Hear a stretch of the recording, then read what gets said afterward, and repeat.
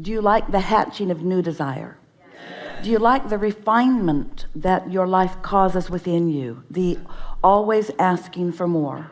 And are you at one with the idea that there will always be a new asking to which you are not quite up to speed? Do you get it, that that's what eternalness is really all about?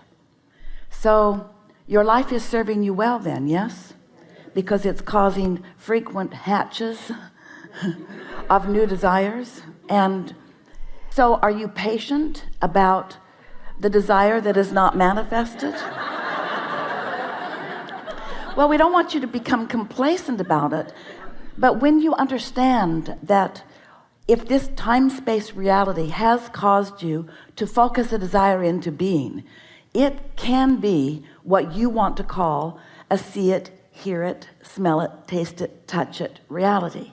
In other words, it doesn't just have to be a dream that you feel good about. It can be a reality that you sleep with, or park in your garage, or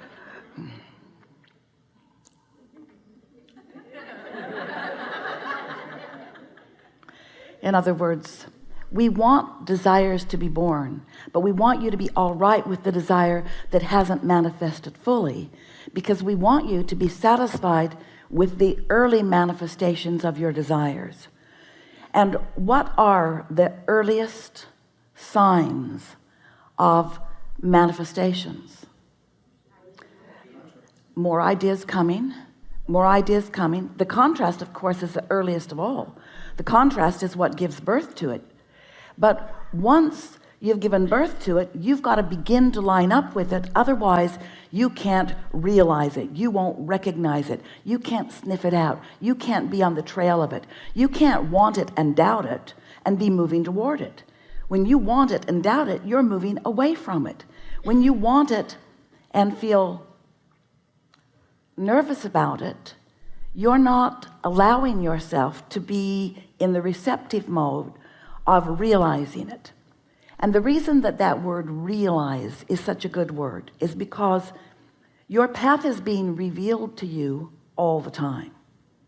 In other words, the source within you knows what you've asked for and knows where you stand in relationship to what you've asked for, and is giving you continual guidance about how to close that gap between the wanting it and the full realization of it. You have come into these physical bodies because you expected full realization of ideas. That's why it is a time and space reality. That's why you have these physical senses to translate the realism into its fullest form. You're following us? So when a vibration is translated by you, the first thing that happens is you'll have a thought about it, and in the moment that the thought comes, you'll have an emotional manifestation, which is the indicator of how on pitch you are vibrationally with your desire. Now, your desires you launched incrementally. You moved through life, have been for quite a while. You even had launched desires about your future life experience even before you came into this physical body. So there was a well-imagined path already in place that you intended to come into this body, integrate with others, and realize fully through all of your physical senses. So when you got here, your physical senses were working so well, you didn't even realize that you were an expert vibrational translator. You just thought that you were seeing and hearing and smelling and tasting and touching. You didn't realize that you were translating vibration into a reality. Well, you've been banging around here for quite a long time, and there are so many people who still don't realize that this is a vibrational universe and that you are first and foremost vibrational. And because most don't realize that you are vibrational, then most try to control the environment through action, through behavior, mostly through controlling others to get others to conform to your idea of what you want. But it's really a rare person who really gets it, that you are a vibrational being who has the ability to control your vibrational output through focus. And that when you control your vibrational output, you also control what comes into you in terms of a realized life. Because the law of attraction, the most powerful law in the universe, really the one we talk about mostly, says that whatever you are vibrationally emitting is what is coming back to you. Because in your emanation, you set a vibration that equals your receiving. Now, we have not said that to you before. Do you know that you set your receptive mode by your transmission mode? What you focus on is how you focus your dial. So you can't be saying one thing and getting another. You can't be thinking one thing and getting another. You can't be feeling one thing and getting another. The universe does not hear your words. The universe is responding to your vibrational output. So as you are offering this signal based upon what you are giving your attention to, whether it is in the past as you are remembering it, or in the present as you are observing it, or in the future as you may be imagining it, it doesn't matter. You're doing it right now. It's causing you to emit a signal now. That signal equals your point of attraction now, and the whole universe is queued up to respond to that vibration. Now, the reason that we want to talk to you about vibration is not because we want you to be guarded about it right here, right now. In the beginning of you listening to us, so often you would realize that you do create your own reality, and first you would say, oh good, and then you would say, oh no, because you realized you did not really have steady control of what you're emitting. And then some of you, as we said, you create your own reality, began going cancel, trying to suck things back before the universe got hold of them and delivered them to you in full manifested form. But now you are beginning to realize that you have leeway, that yes, you're offering vibration about wanted and unwanted, but you stand in a stable place. And so mostly what we want you to take away from this conversation is that you can be more practiced than most of you are being. And the thing that would help you to emit the vibration, the one you want to emit, meaning the one that you want to be answered, the easiest way to do that is by caring, really caring about how you feel. Because when you care about how you feel, you're alert to your emotions. You're alert to your emotions, which are your guidance system.